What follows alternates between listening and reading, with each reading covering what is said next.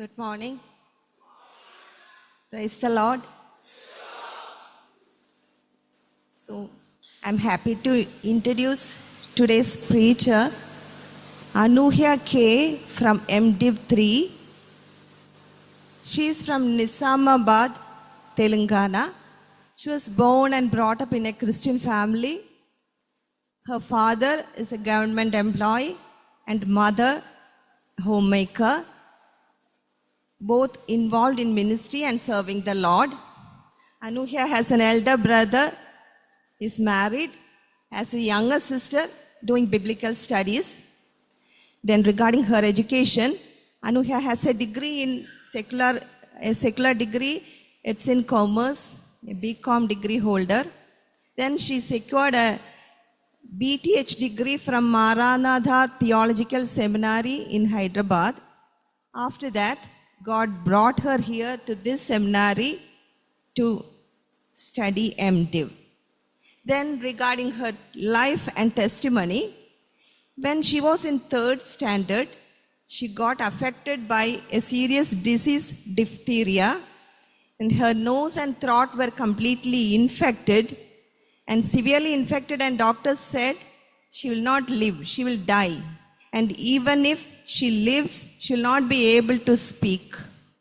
Their parents and relatives become so sad. They were crying actually. Then during this time, prayer meetings of Jesus Calls Ministries were happening. They were going on in Hyderabad. Then Anuhya's father went there. He wrote a prayer request for the healing of Anuhya. And after a few days, they received a reply from Jesus Calls Ministries telling that she will receive a touch from Jesus and she will be healed. And she got her healing within 1 month. And at that time, Anuhya's mother dedicated her to God, and she also had the passion to serve the Lord. Then, even after that, she was having so many other diseases. From that childhood days till standard 7, she was suffering from different health issues. But God healed her from all those sicknesses, and she was telling me that her great testimony is that from 8th standard till now, she does not have any kind of sickness. Then, doctor said she will not speak at all. Today we can see herself standing before us with the word of God as a living testimony that Jesus Christ is alive and he can heal even today. When she stands here and with her beautiful voice, when she is preaching to us, it brings glory to our God. Now I welcome you, Anuhya. Come forward and share what God has given in your heart for all of us.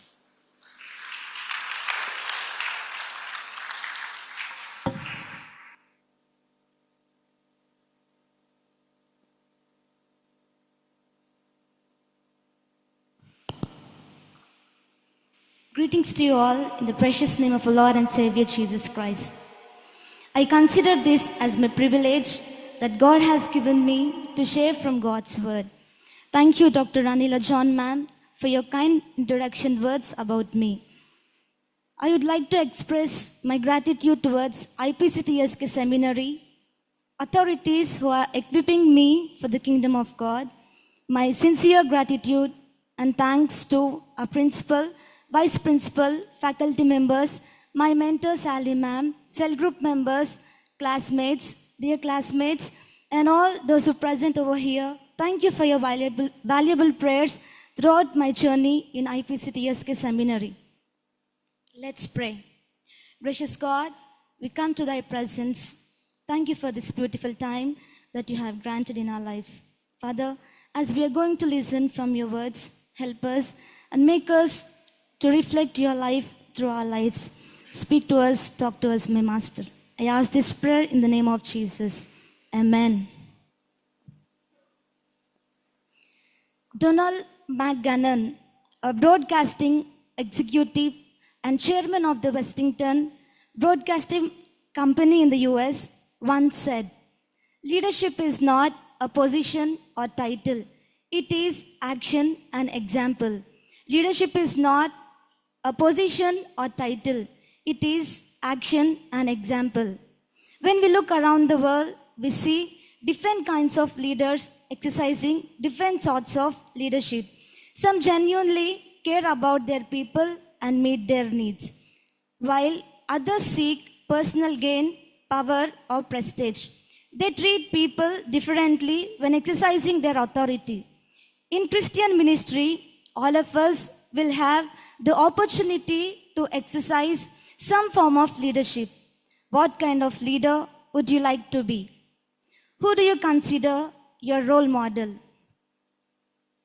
This morning, let me introduce to a person who is a great leader, a perfect example to show love in action, humble himself, setting an example throughout his life, and came down to this world for you and for me to offer eternal life.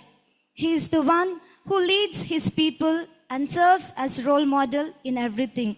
He is none other than Jesus Christ. In Christian ministry, all of us should take Jesus as a role model and should practice his teaching in our lives day by day. In Mark 10:45, we read, "The Son of Man did not come to serve, but to be served, but to serve." He also said, "I am among you as one who serves." So, for today's meditation, let me direct your attention to the Gospel according to John, 13th chapter, 1 to 17 verses. Gospel according to John, 13th chapter, 1 to 17 verses. Traditionally, it is believed that the Apostle John, son of Zebedee, wrote this Gospel. He also authored 3 epistles and the book of Revelation. He likely wrote this Gospel between 60 to 70 AD from Ephesus in Asia, which was one of the most prominent cities in the Roman Empire. John wrote this Gospel to a community known as Johannine community, consisting of Jews and Gentiles living in the Greco-Roman world. John's Gospel is the most theologically and philosophically profound of the 4 Gospels. Unlike the others, John does not narrate the birth of Jesus Christ. Instead, he begins by stating that Jesus has eternally existed and all things were made through him. In John 20:30 to 31, we see his purpose for writing. Jesus performed many things, many signs, so that you may come to believe that Jesus is the Messiah, the Son of God, and that by believing you may have life in his name. This gospel can be divided into 4 sections. Chapter 1, 1 to 19, the prologue. Chapter 1, verses 20 to chapter 12, 50, the book of signs, which describes Jesus' 3 years public ministry. And chapter 13, 1 to chapter 20, 31, the book of glory, which narrates the private teachings of Jesus. And chapter 21, 1 to 25, the epilogue. For today's devotion, the passage is taken from the 3rd section, chapter 13 to 17, which contains Jesus' farewell message to his beloved disciples. The setting of chapter 13 is the Passover festival, which marks the final meal Jesus shares with his disciples in the upper room in Jerusalem. This is their last fellowship together. In verse 1 to 11, Jesus washes the disciples' feet. From 12 to 20, he says the meaning of this act. And in verse 21 to 30, Jesus foretells his own betrayal. In John 13, 1 to 17, Jesus performs a significant action by washing the feet of his disciples. Through this unusual act, Jesus teaching them about the ministry of serving one another. It was not merely a voluntary act of love, but it also symbolized Christ's impending death on the cross, a display of his love and service to humanity. It restates the disciple duty to serve one another. Therefore, I would like to entitle my sermon as The Heart of Servant Leadership. The Heart of Servant Leadership. When we look at the life of Jesus, we see that his heart was fully always for the people. He is the perfect example of servant leadership. During his time on earth, Jesus met the needs of the people, showed compassion, comforted them, and loved them. He did not even hesitate to wash the feet of his disciples, demonstrating the depth of his love and humility. This is the heart of servant leader. Therefore, as we engage in various ministries, we should also have a heart for the people. Let us reflect on few aspects of Jesus' life and attempt to practice them in our own lives. Today, I want to introduce 3 S's which will guide us in exploring leadership. The first S is serving people with Christ's love. Serving people with Christ's love. In verse 1, we see that before the Passover, Jesus knew that his hour had come to depart from this world and return to the Father. Here, the hour refers to the moment of Jesus' glorification, that is, his death, his resurrection, and his ascension. And continually, we see that Jesus loved his own who were in the world. He loved them to the end. This phrase refers to the object of Jesus' love and the presence in the world. He loved them till the end. From this context, it likely refers to his disciples, his sheep, and those who believe in him, and also to the people of the world. As we read in John 3:16, God so loved the world, which means his love is for all. Jesus knew, in verse 3, Jesus knew that Judas would betray him, John 13:2, and the Peter was about to deny him, John 13:38, and all the disciples would desert him, John 16:32. This occasion shows that the disciples did not deserve Jesus' love, yet he loved them. How? By washing the feet of the disciples. In the Greco-Roman world, washing the feet is the task of slaves. When we love someone, we express that love through our actions. In the same way, Jesus expressed his love for his disciples through this act of service. This action shows deeply Jesus' love of his disciples. His love was not temporary. It wasn't for a few days, months, or years. His love is everlasting. Amen? Jeremiah 31:3. When it says he loved them to the end, it means Jesus loved them until the end of his life. God lavished his everlasting love by sending his one and only Son to the world. And Christ showed his love to the disciples by washing the feet of them. As seminary students or as future leaders, preachers, teachers, worship leaders, missionaries, pastors, and pastorammas, how should we love? In ministry, we will encounter many different kinds of people. What must we do? We must show Christ's love through our service. We must show Christ's love through our service. It is not that we loved God first, but God loved us, and so we ought to love one another. 1 John 4:9-11. Friends, at times we feel difficult to love our friends, neighbors, relatives, or our beloved ones who will be with us because of some conflicts and issues between us. But when we see the Jesus, we see that even after knowing that Judas would betray him, Peter would deny him, and disciples would desert him, he loved them until the end. He still accepted and loved them until the end.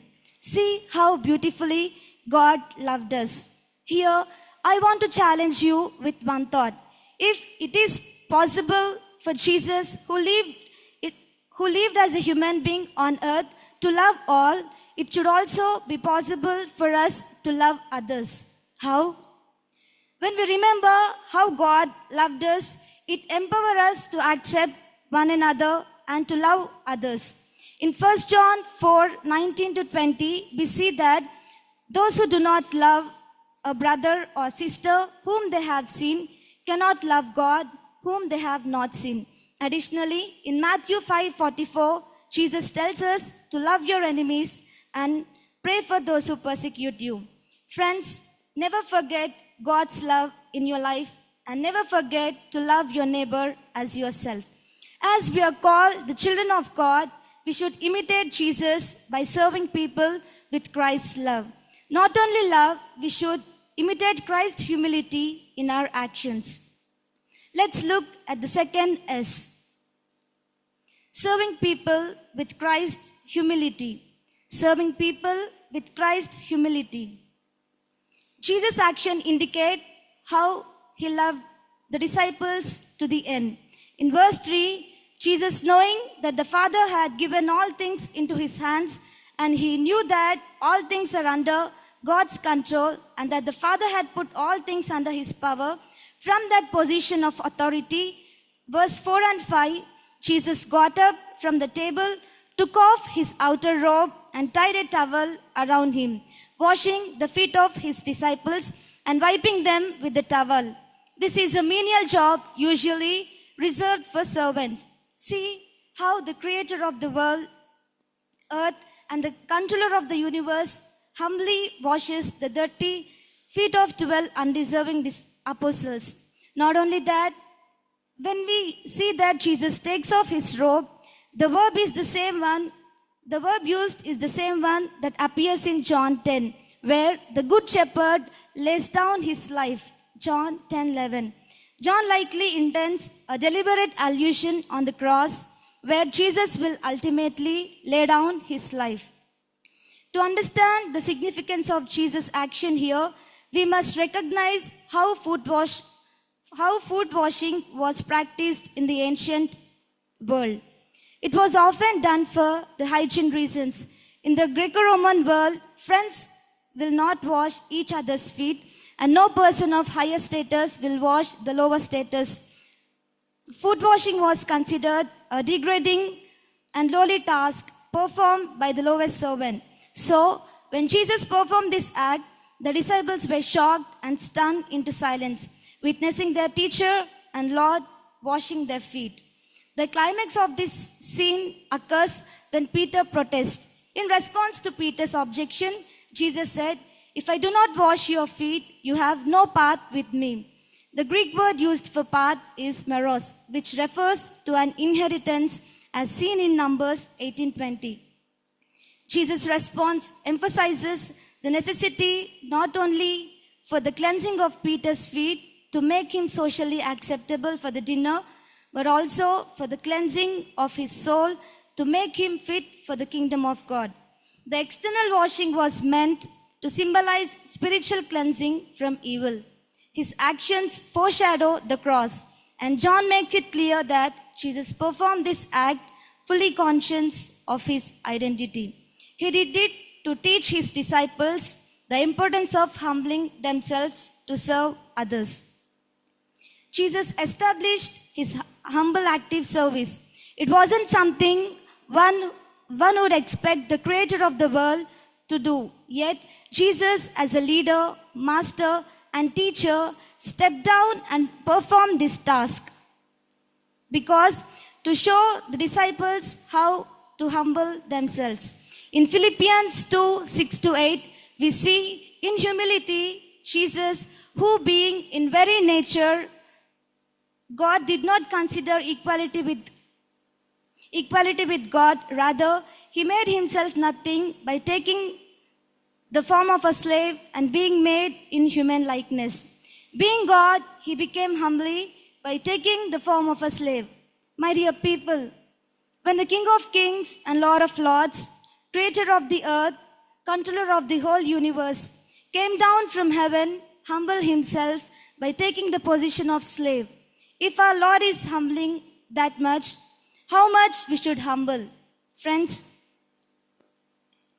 serve others by humbling yourselves. Not only we should serve with love and humility, we should also serve them with an exemplary life. Let us see third S. Serving others by setting Christ's example. Serving others by setting Christ's example. By washing the feet of his disciples, Jesus not only highlighted the purpose of his coming, but also set an example for his disciples to follow him. He explained the spiritual meaning of his action by asking a question. He said, "Do you realize what I have done for you?" Then the teacher and Lord, he taught them, saying, "If I, the Lord and teacher, have washed your feet, you also ought to wash one another's feet. For I have given you an example, so that you should also do just as I have done for you." Jesus wanted his disciples to realize that the highest form of honor is that of service, and this must be the attitude of those who follow him. Jesus wants his followers to exemplify the same example he set before them. By following his model, this should become a natural characteristic of the community that follows and imitates him. Paul says to Corinthian believers, "Follow me as I follow Christ." 1 Corinthians 11:1. Paul modeled Christ's example before the people, and now he is asking them to imitate as he imitates Christ. And he also telling to Timothy, "Be an example in speech, conduct, in love, in faith and purity." We must be a model to those who we serve, following the example of Christ, our Master. As his followers, we must put aside our selfish ambitions and desires, seek the benefits of others, and become true models for those we serve. My dear people of God, we should be a role model by following Christ's example in love, humility, and setting an example. Let me conclude my sermon here by saying, Jesus, as a great leader, manifested his love and humility by serving his disciples and challenging them to follow his example. We are going to become leader, and one of the most important things we can do is to serve others. We are called to serve one another with love, humility, and by being a model for others. As long as we live on this earth, we should practice this to be like Jesus. Rick Renner, a writer, says, "If we are greatly anointed, that means we are greatly anointed to serve. If we are greatly anointed, that means we are greatly anointed to serve. That's why God gives his Spirit to empower us." Friends, how much love do you have for the people you lead? How much love do you have for the people you lead? Let us all close our eyes for a moment and ask God to give us the heart of servant leadership.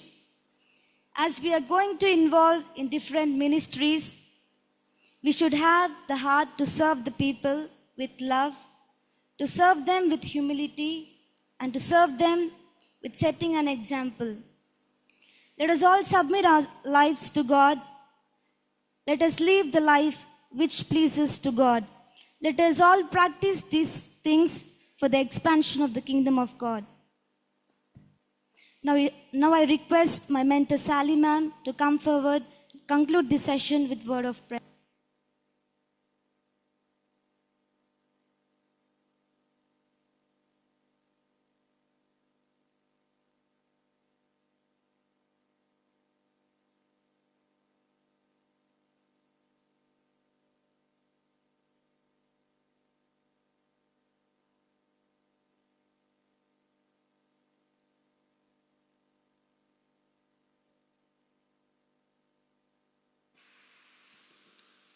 Loving Father, we thank you for bringing us together, worshiping and praising your name and hearing from your word.